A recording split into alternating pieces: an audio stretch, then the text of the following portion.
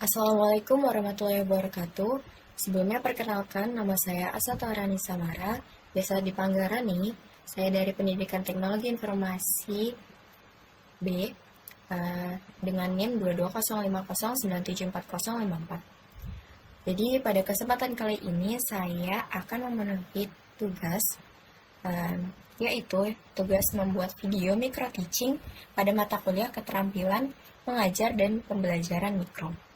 Sebelumnya saya sangat berterima kasih karena teman-teman yang telah hadir pada Meet ini telah menyempatkan kesempatannya untuk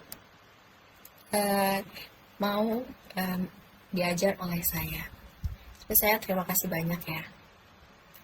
Oke, langsung saja pada kesempatan kali ini saya akan menjelaskan sedikit materi mengenai DHCP server. Sebelumnya saya akan share screen terlebih dahulu ya.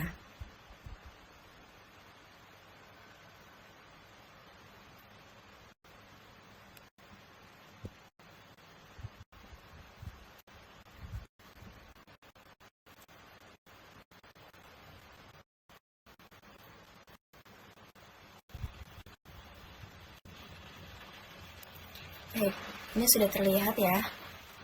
Oke, pertama pada DHCP server ini saya akan fokus pada dua kompetensi dasar, yaitu mengevaluasi DHCP server, kemudian juga mengkonfigurasi DHCP server. Oke, yang pertama yaitu kita harus mengetahui tentang konsep DHCP server itu sendiri. Yang pertama yaitu definisinya. Baik, yang pertama yaitu definisi DHCP.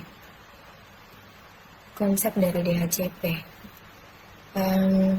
DHCP atau Dynamic Host Configuration Protocol adalah protokol jaringan yang digunakan untuk memberikan alamat IP dan informasi konfigurasi jaringan lainnya secara otomatis kepada perangkat yang terhubung ke jaringan. Kemudian tujuan dari DHCP ini, tujuan utamanya yaitu menyederhanakan pengelolaan alamat IP di jaringan dengan menyediakan mekanisme dinamis untuk pemberian alamat IP. Jadi dia itu membantu mengurangi kesalahan konfigurasi dan mempermudah manajemen jaringan, terutama pada jaringan yang memiliki banyak perangkat. Sebelumnya mohon maaf, agak berisik.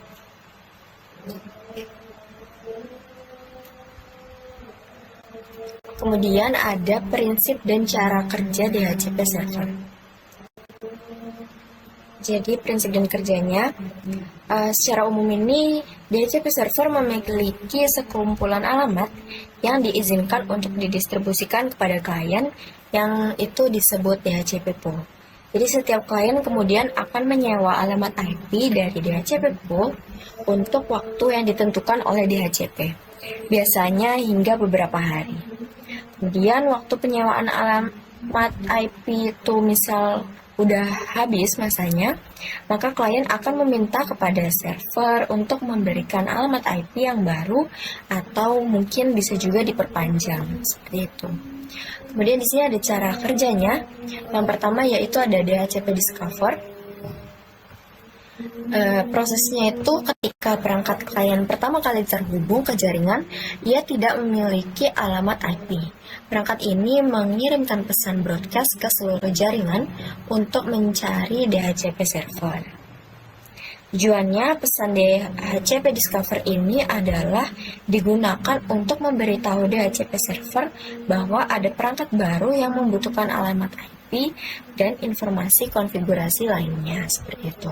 Kemudian dari DHCP server ada DHCP over. Setelah menerima pesan DHCP Discover, satu atau lebih DHCP server di jaringan akan memproses, kemudian muncul pesan DHCP over. Jadi pesan ini berisi alamat IP yang tersedia serta informasi konfigurasi jaringan lainnya yang bisa diberikan klien. Jadi DHCP over ini berfungsi untuk menawarkan alamat IP tertentu kepada klien.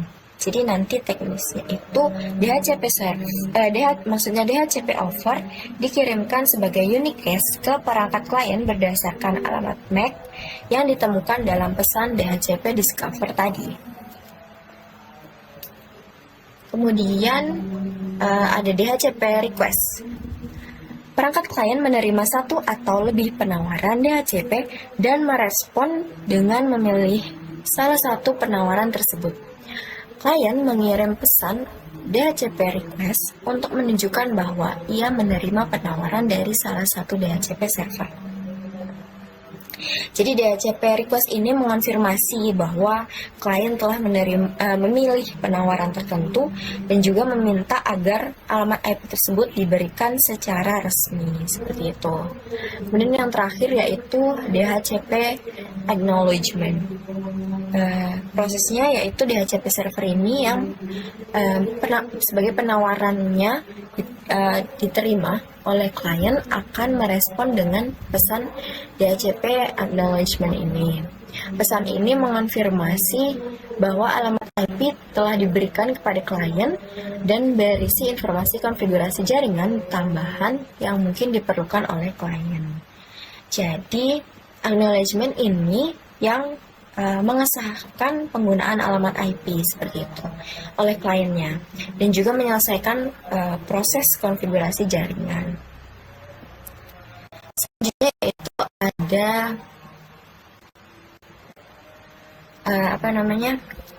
sebelum itu saya mau menjelaskan juga tentang detail proses DHCP di masing-masing ini. Jadi seperti yang sudah saya jelaskan tadi ya, untuk pesan DHCP discover ini yaitu berupa pesan yang dikirim dari DHCP klien seperti itu ya. Kemudian DHCP klien ini mengirimkan DHCP discover sebagai bisa kita bilang kayak broadcast gitu. Jadi nanti DHCP klien memberikan pesan yaitu DHCP discover berupa yaitu paket DHCP discover ini berupa broadcast seperti itu. Bisa jadi isi pesannya mungkin alamat MAC klien dan juga informasi-informasi tambahan lainnya seperti itu. Kemudian dari DHCP over ini pesan yang dikirim itu setelah dia diterima oleh DHCP server, kemudian DHCP server ini mengirimkan paket DHCP over ini seperti itu. Jadi kayak isi pesan dari yang dikirimkan DHCP server yaitu berupa DHCP over ini, isi pesannya yaitu mungkin bisa alamat IP yang ditawarkan. Mungkin contohnya subnet mask, waktulis, terus juga bisa jadi gateway default dan juga DNS server seperti itu. Selanjutnya pada DHCP request ini kemudian kan sudah diterima nih DHCP overnya kepada DHCP client.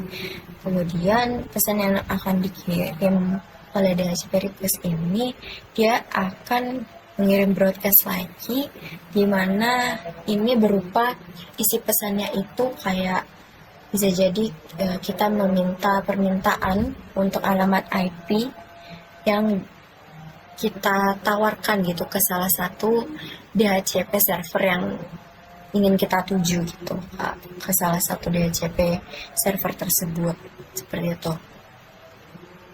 Kemudian ada DHCP acknowledgement.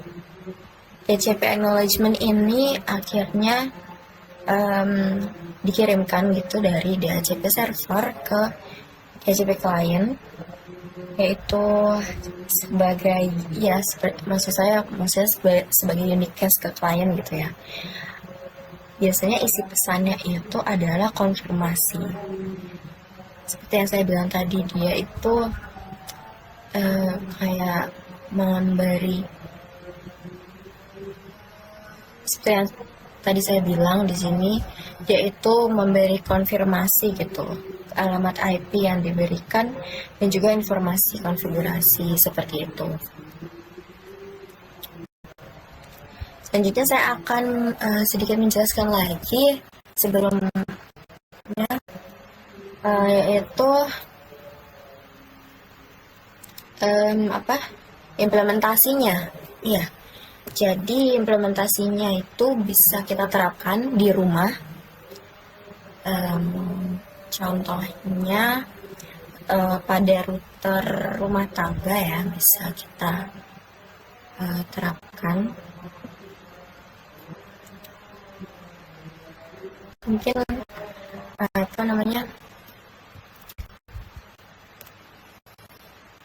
bisa saya jelaskan sedikit, bisa seperti di rumah, kayak router rumah tangga gitu. Router rumah tangga itu kan biasanya dia ada DHCP server bawaan gitu ya. Pengguna itu bisa mengonfigurasi rentang alamat IP yang akan diberikan gitu, kayak gateway default dan DNS servernya melalui antarmuka web router. Terus juga itu penggunaannya bisa di perangkat seperti smartphone, laptop, atau smart TV yang terhubung ke jaringan Wi-Fi. Perangkat tersebut juga secara otomatis itu bisa dapat alamat IP-nya gitu, dan konfigurasi jaringan dari DHCP di router itu, seperti itu. Kemudian mungkin ada yang tahu di contoh implementasi yang lainnya juga.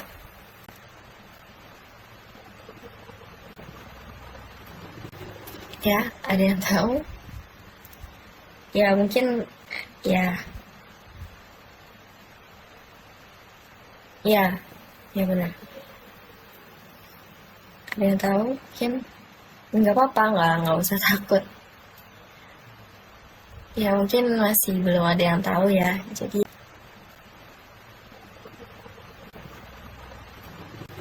ya, ada yang tahu? Ya, mungkin ya. Ya, ya benar. Ada yang tahu? Mungkin nggak apa-apa, nggak usah takut. Ya, mungkin masih belum ada yang tahu ya. Jadi server implementasi selanjutnya bisa pakai di perusahaan, benar. Jadi kalau di perusahaan ini biasanya ada server khusus gitu, perusahaan besarnya menggunakan server khusus di mana dia bisa menjalankan layanan DHCP-nya. Contohnya kayak pakai Windows Server dengan peran DHCP server yang diaktifkan gitu. Kemudian untuk konfigurasi selanjutnya di lingkungan perusahaan itu juga ada yang mendukung memakai VLAN gitu, VLAN. Terus juga opsi failover untuk redundansi maksud saya. Terus juga ada integrasi dengan layanan directory seperti Active Directory untuk mengelola perangkat dan juga pengguna. Seperti itu.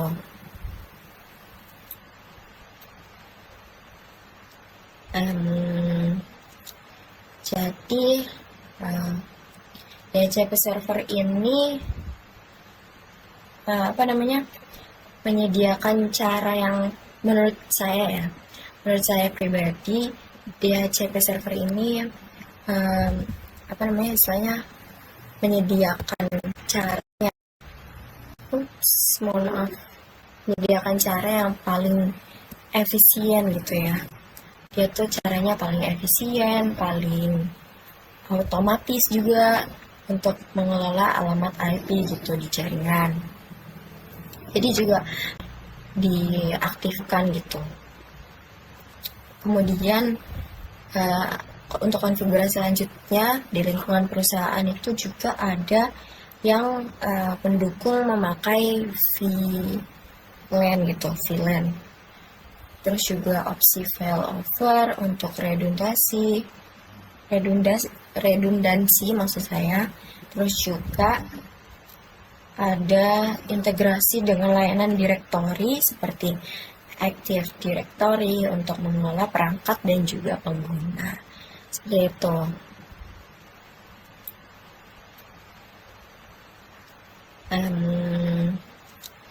Jadi DHCP server ini menyediakan cara yang menurut saya pribadi, DHCP server ini istilahnya menyediakan cara yang paling efisien gitu ya. Dia tuh caranya paling efisien, paling otomatis juga untuk mengelola alamat IP gitu di jaringan. Jadi juga proses DHCP server juga bisa dilakukan pada berbagai platform juga, termasuk untuk rumah tangga dan perusahaan seperti yang tadi sudah saya jelaskan gitu. Terus DHCP server juga bisa menghemat waktu dan juga usaha kita dalam pengelolaan jaringan gitu kan. Jadi bisa istilahnya kan otomatis gitu ya, semuanya serba otomatis, jadi menghemat waktu kita dan juga usaha kita dalam pengelolaan jaringan gitu, seperti itu. Jadi kesalahan konfigurasi manualnya tuh jadi minim seperti itu. Terus juga alamat IP yang digunakan itu bisa proses DHCP server juga bisa dilakukan pada berbagai platform juga, termasuk untuk rumah tangga dan perusahaan seperti yang tadi sudah saya jelaskan gitu. Terus DHCP server juga bisa menghemat waktu dan juga usaha kita dalam pengelolaan jaringan gitu kan. Jadi bisa istilahnya kan otomatis gitu ya, semuanya serba otomatis, jadi menghemat waktu kita dan juga usaha kita dalam pengelolaan jaringan gitu, seperti itu. Jadi kesalahan konfigurasi manualnya tuh jadi minim seperti itu. Terus juga alamat IP yang digunakan itu bisa optimal dan juga tidak terjadi konflik seperti itu ya. Kemudian selanjutnya ini pada slide ini, di sini ada konfigurasi DHCP server. Jadi saya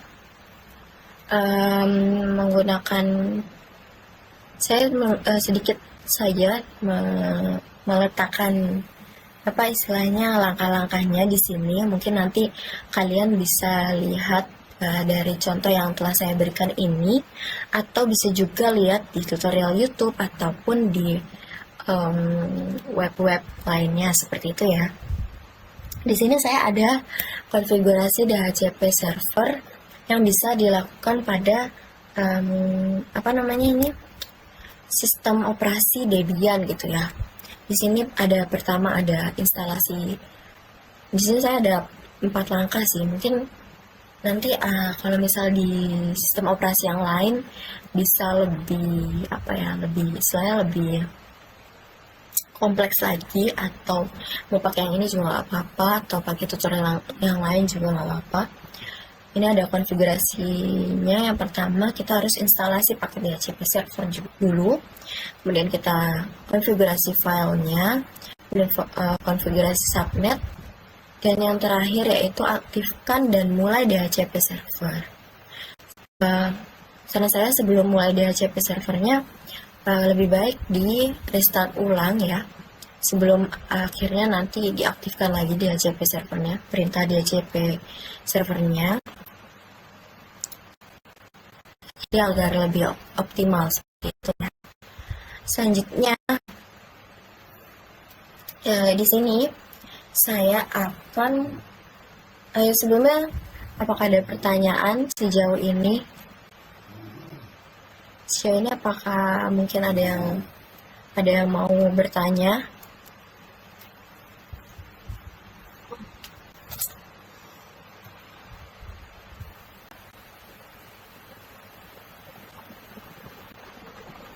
Atau ya mungkin kalau misal kurang jelas bisa langsung chat di WhatsApp saya aja, atau kalau misal malu bertanya atau butuh arahan yang lebih jelas lagi, baik, langsung saja selanjutnya kita di sini saya mau ngasih tugas praktek juga.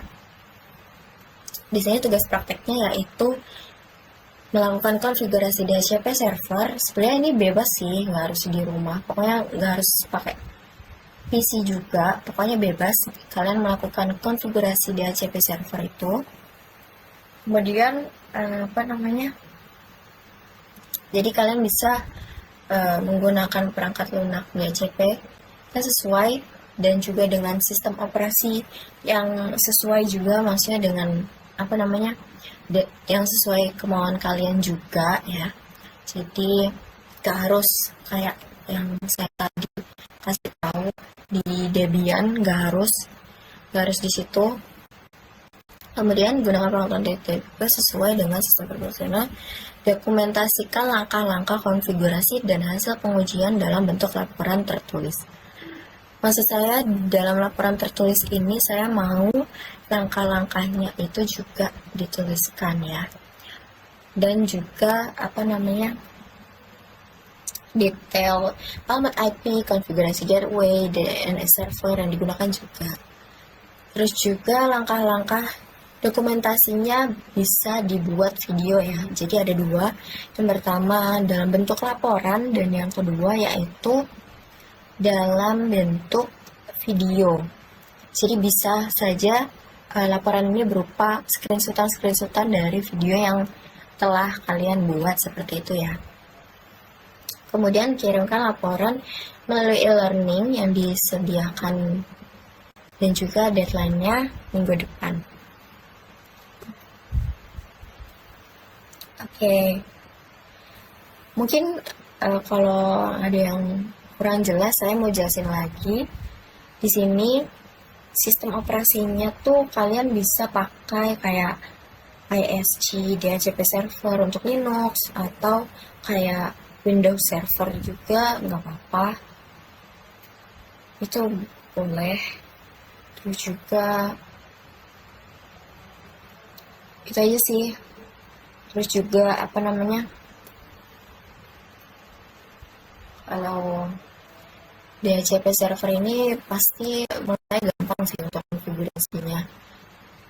Jadi kalian bisa langsung aja ikuti langkah-langkah dan memasukkan perintahnya seperti ini.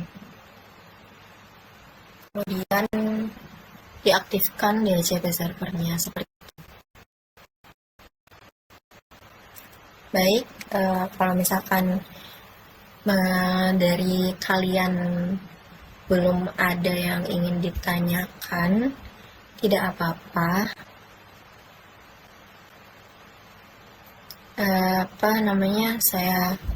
Saya harap penjelasan dari saya ini cukup jelas dan juga cukup istilahnya sederhana tapi bisa masuk istilahnya masuk ke dalam otak gitu ya, jadi gampang untuk dipahami. Dan juga saya sebenarnya benar-benar terima kasih buat kalian yang udah menyempatkan dan juga mau buat diajar gitu sama saya. Saya rasa cukup sekian aja sih ya. Terima kasih. Assalamualaikum warahmatullahi wabarakatuh.